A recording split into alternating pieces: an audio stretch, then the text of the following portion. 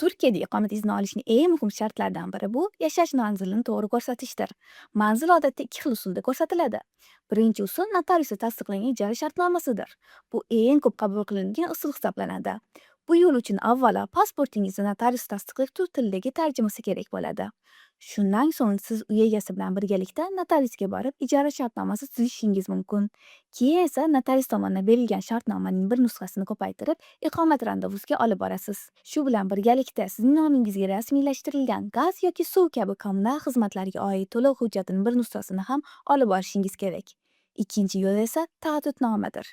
Ya'ni sizning boshqa bir shaxsning uyida yashayotganingizni tasdiqlovchi hujjat topshirishdir. Buning uchun tanishingiz sizga notarius orqali taahhudnoma berishi kerak bo'ladi. Qo'shimcha ravishda migratsiya idorasiga taahhud bergan shaxsga oid hujjatlarni va uning nomiga rasmiylashtirilgan kommunal to'lov hujjatining bir nusxasini ham taqdim etishingiz kerak. Randevu kuni taahhudnoma bergan shaxs siz bilan birgalikda migratsiya idorasiga borishi lozim. Agarda migratsiya idorasi sizdan qo'shimcha hujjat so'rasa, siz ularni 30 kun ichida topshirishingiz shartdir.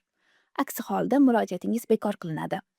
Bu kabi Turkiyadagi huquqiy mavzular haqida ko'proq ma'lumot olish uchun Vatandosh Turkiya kanalini kuzatib boring.